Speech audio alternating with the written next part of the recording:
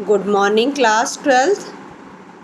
इससे पहली की क्लास में दासी पाठ का हमने आपको जो किया था उसमें ये बताया था कि फ़िरोज़ा और अहमद नियाज़गीन यानी फ़िरोज़ा कम ख्वाब देख रही थी। कम ख्वाब यानी सोने चांदी जरी के कपड़े, और अहमद नियाज़गीन जो है वह नग इत्यादि देख रहा था। तभी दुकानदार कहता है, लेना न देना झूठ मूठ तंग करना। जाके तुर्किस्तान के जंगलों में भेड़ चरा, जहाँ पर कि फिर मारपीट इत्यादि शुरू हो जाती है। तभी जब जौहरी के गले पे तलवार पड़ने वाली होती है, तभी इरावती आकर के कहती है, इन्हें छोड़ दो, ना मार। बलराज पहले वो रोकता है, फिर फ़िरोज़ा से बताता है कि यही इरावती है। जो कि पहली घटना थी, उस पहली घटना में आपने देखा था कि फ़िरोज़ा ने कहा था कि वह तुम्हारा इंतज़ार कर रही है, जा कर के तुम उससे मिलो। तो अब यही चीज़ बलराज ने फ़िरोज़ा से कहा। उससे यह पूछा गया कि तुम्हारे घर से अंदर का कोई रास्ता है? क्यों? क्योंकि राजकीय सैनिक भी आ चुके हैं, अब युद्ध आरंभ होने वाला था। तभी अहमद नियाज़गीन, बलराज, इरावती और फ़िरोज़ा धनदत्त के घर में घुसकर पीछे के रास्ते से निकल जाते। यहाँ तक हो गया है। अब आगे की आप देखिए। चंद्रभागा के तट पर पहला जिहुन नदी था। गजनी नदी पर वो लोग जब वो छुरे से अपने को मार रहा था, जिहुन पे युद्ध हुआ था।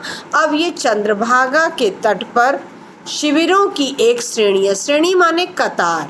और अहमद नियाज़गीन वहीं चंद्रभागा के तट पर शिविरों बनाए हुए हैं।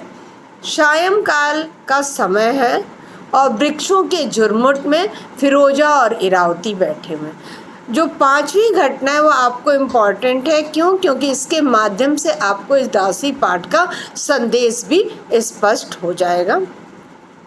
फ़िरोज़ा ने सीधे पूछा, बलराज को तुम प्यार करती हो? जिस पर उसने कहा, मैं नहीं जानती। तब वो कहता है, गजनी से हिंदुस्तान वो तुम्हारे लिए ही तो गजनी से हिंदुस्तान चला आया, तो क्यों आने दिया? ये इरावती के अपने शब्द हैं। तब उस पे अन्य बातें होते हुए वह कहती है, इरा वह मर जाएगा। तब यहाँ पर ये कहती है, ये आपको सबसे संदेश है इरावती का, जिसमें उन्होंने कहा है कि नियाज़गीन की तलवार ने यही कर दिया होता। क्यों? क्योंकि ये बीच में आ गई थी, तो उसी पे वह कहती है, नियाज़गीन की तलवार ने यह कर दिया होता तो कितना अच्छा होता। मनुष्य बड़ा स्वार्थी है, अपने सुख की आशा में न जाने वह दूसरों को कितना दुखी किया करता है। अब संदेश देखिए, अपनी साध पूरी करने में दूसरों की आवश्यकता ठुकरा दी जाती है। अपनी साध पूरी करना अब बलराज के ऊपर है। क्यों? क्योंकि उसने कहा था ना, तुम पुरुष हो, तुम्हारा पुरुषार्थ है, तुम और जाकर अपनी इच्छाओं को पूरा करो। तो उसी पे कह रहा है कि अपनी साध यानी अपनी इच्छा पूरी करने के लिए जो दूसरों की आवश्यकता होती है वह भी ठुकरा दी जाती है। तब कहती है, ठहरो, तुमने अपने फ़िरोज़ा कहती है, ठहरो, तुमने अपने मन को कड़वा बना लिया है और उतनी तेजी से कोई भी बात कह देती हो। अब यहाँ पर आपको पूरा पैराग्राफ संदेश के लिए है कि मेरे दुखी होने पर जो मेरे साथ रोने आता है उसे मैं अपना मित्र नहीं जान सकती। अर्थात मैं खुद रो रही हूँ, मैं खुद दुखी हूँ, और उस दुखी में जो मेरे साथ रोने आ रहा है, यानी वो मेरे दुख को कम नहीं, मुझे नई सलाह नहीं, मुझे रास्ता नहीं, बल्कि वो और रो रहा है, तो वो उसे मैं अपना मित्र नहीं जान सकती फ़िरोज़ा। मैं तो देखूंगी कि वह मेरे दुख को कितना कम कर सका है।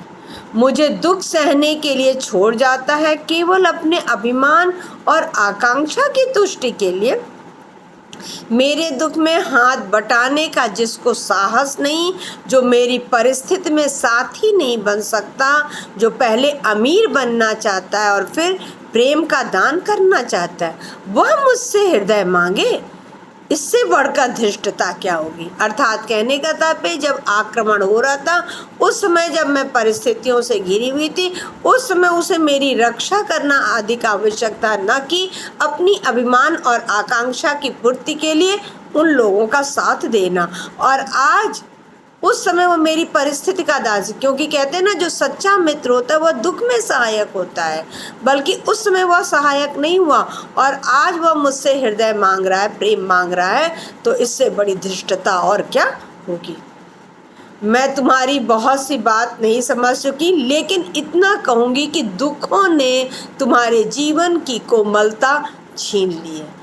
अर्थात जो नारी हृदय की कोमलता होती है, वह कोमलता जो बार बार तुम्हारे ऊपर दुख पड़ा है, उन परिस्थितियों की व्यवस्था में तुमने छोड़ दिया। फिरोजा, मैं तुमसे बहस नहीं कर रही हूँ, लेकिन एक बात वो आप देख लीजिए जो संदेश में है कि मनुष्य दूसरों की दृष्टि में कभी पूर्ण नहीं बन सकता, पर उसे अपनी आँखों से तो नहीं गिरना चाहिए। आज बलराज, वो पहले घटना में आपने देखा था, आत्महत्या करने जा रहे हैं। क्यों आत्महत्या करने जा रहे हैं? क्यों? क्योंकि वह जान रहे हैं कि आज जो इस परिस्थिति है, उस परिस्थिति के दोषी वही हैं। इसी पे वो कहती कि मनुष्य, ये मैं कहती हूँ कि कोई भी मनुष्य दूसरों की दृष्टि में पूर्ण नहीं हो सकता है, लेकिन कम से कम उसे अपनी नज़रों से तो नहीं गिरना चाहिए। तभी बलराज वृक्ष की आड़ में इन लोगों की बात सुन रहा था और कहता है, फिरोजा, जब मैं गजनी के किनारे मरना चाह रहा था तो क्या भूल कर रहा था। अर्थात अभी भी बलराज को अपनी गलती का पस नहीं है, अंदाज नहीं कि मैंने क्या गलती किया हुआ, लेकिन जब इन बातों को सुनता है तो वह निकल कर क्या, क्यों? क्योंकि वह पुरुष है, और निकल करके आकर के कहता है कि फिरोजा, जब मैं उस गजनी के किनारे आत्महत्या करना चाह रहा था तो क्या भूल कर रहा था। इरावती कहती है, अब भी सोचती है कि अब कुछ बोलूं, तब कहती है दोनों को, फिरोजा कहती दोनों को मैंने मरने से बचाकर। अर्थात वहाँ पर भी बलराज को भी और यहाँ पर भी, जब अहमद ने तलवार उस जौहरी के ऊपर डाली थी, बलराज के कहने से नहीं बल्कि फिरोजा के कहने से उसने तलवार को रोका था। इसलिए कहती है कि दोनों को मरने से बचाकर सचमुच मैंने बहुत बुरा काम किया। और बलराज की ओर किसी ने नहीं देखा, वह चला। यहाँ तक आपकी 5वीं घटना है, और 5वीं घटना आपको इम्पॉर्टेंट है, जो कि आपको संदेश के माध्यम से देख लीजिएगा। आपको 3 संदेश यहाँ पे मिल सकती। अपनी साध पूरी करने में दूसरों की आवश्यकता ठुकरा दी जाती है, पहली चीज़ है। दूसरी चीज़, व्यक्ति परिस्थितियों में मुझे दुख सहने के लिए छोड़ जाता है अपने अभिमान और आकांक्षा के लिए। और नेक्स्ट उन्होंने कहा कि मनुष्य दूसरों की दृष्टि में तो कभी पूर्ण नहीं हो सकता, किंतु उसे कम से कम अपनी नज़रों में तो नहीं गिरना चाहिए। ये सारी बातें चंद्रभागा के तट पर हुई हैं। अब बलराज चला जाता है, इसका मतलब कि ये लोग आगे बढ़ चुके हैं। अब रावी के किनारे एक सुंदर महल में अहमद नियाज़गीन पंजाब के सेनानी का आवास है, क्योंकि वह सेनापति है, राजा नहीं है, इसीलिए कहा गया कि वह पंजाब के सेनानी का एक आवास है। और महल के चारों तरफ तुर्क सैनिक और हरियाली इत्यादि फैली। रात का समय है और ऋतु कौन सी है? वसंत ऋतु है। महल के गुंबद और दीवारों की छाया पड़ रही थी, और साथ ही साथ आज शयन कक्ष का जो भार था, वह शयन कक्ष का भार इरावती के ऊपर था। इरावती रावी का प्रवाह बहते देख रही थी, और उस महल की जैसी सजावट गुलाबी पत्थर की अचल प्रतिमा हो, क्योंकि वह सफ़ेद गुंबद था, रात का समय था, इसलिए वह रोशनी पड़ ही रही थी चंद्रमा की और गुंबद इत्यादि की। सात संगमरमर का महल है, और उस पर जो इरावती बैठी हुई है उसको उन्होंने कहा है गुलाबी पत्थर की अचल प्रतिमा। अहमद के आगमन की प्रतीक्षा करते करते सो गई थी। अहमद उन दिनों गजनी से मिले हुए समाचार के कारण अधिक व्यस्त था। गजनी से समाचार क्या था? फिरोजा के द्वारा भेजा था तिलक ने कि अहमद से कह दो कि वह जो लूटपाट इत्यादि का कार्य कर रहा है उसे रोक दे। मैं सुल्तान से कहकर उसको कोष का अधिकार, खजाने इत्यादि का मालगुजारी का अधिकार दिलवा दूंगा। तो अब वही कह रहा है कि गजनी के तरफ से जो समाचार मिला था उसके कारण अधिक व्यस्त था।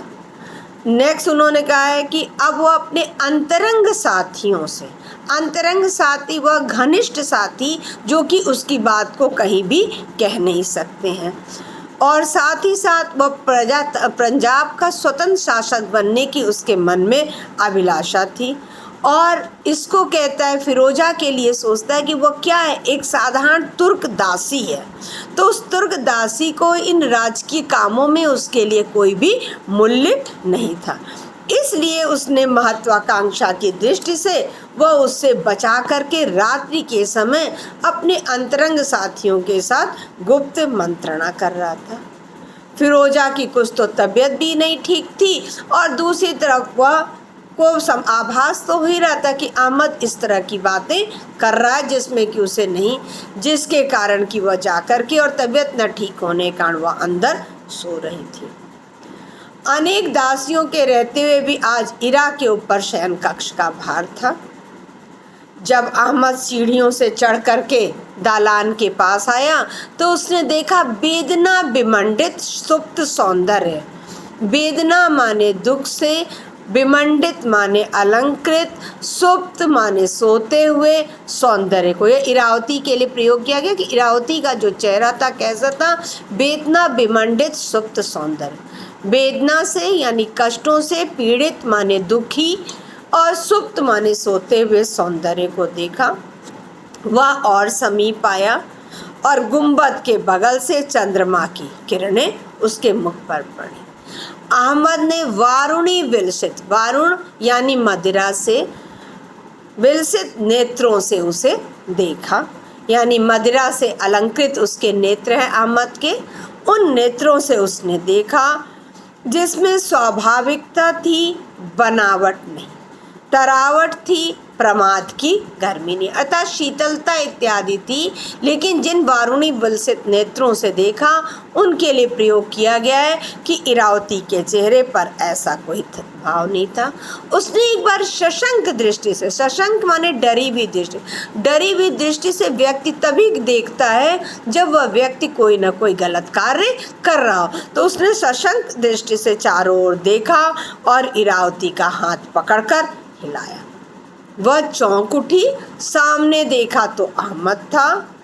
अपने जो वस्त्र अस्त व्यस्त हो गए थे उन वस्त्रों को संभालते हुए कहा कि तुम यहाँ क्यों सो रही हो इरा, क्योंकि वह जमीन फर्श पर ही सो चुकी थी। थक गई थी, कहिए क्या लाऊं, थोड़ा शीराजी यानी शरबत इत्यादि। वह पलंग पर जाकर बैठ गया और इरावती का स्फटिक पात्र में उड़लते हुए शिराजी देखने लगा। इरा ने जब उसको बढ़ाया तो अहमद ने सतृष्ण नेत्रों से, सतृष्ण तृष्णा यानी लालच से भरे हुए नेत्रों से देखकर कहा, फिरोजा कहाँ है? सिर में दर्द है, भीतर सो रही। ये इरा ने कहा है, यहाँ तक आपका कंप्लीट करा दिया गया है। इसके बाद का आगे का जो आखिरी है, साथ ही साथ आपको जो क्वेश्चन आंसर दिए जा रहे हैं उन क्वेश्चन आंसर को भी आप करिएगा। क्योंकि जब आप क्वेश्चन आंसर सबमिट करेंगे तभी वह अटेंडेंस के तौर पर आपका काउंट किया जाएगा। इसलिए अब जो दिया जाएगा उनके साथ साथ आप उसे क्वेश्चन आंसर भी टाइम से सबमिट करते जाइए और वही उसी डेट पर मैं आपकी अटेंडेंस भी लगाती जाऊँ।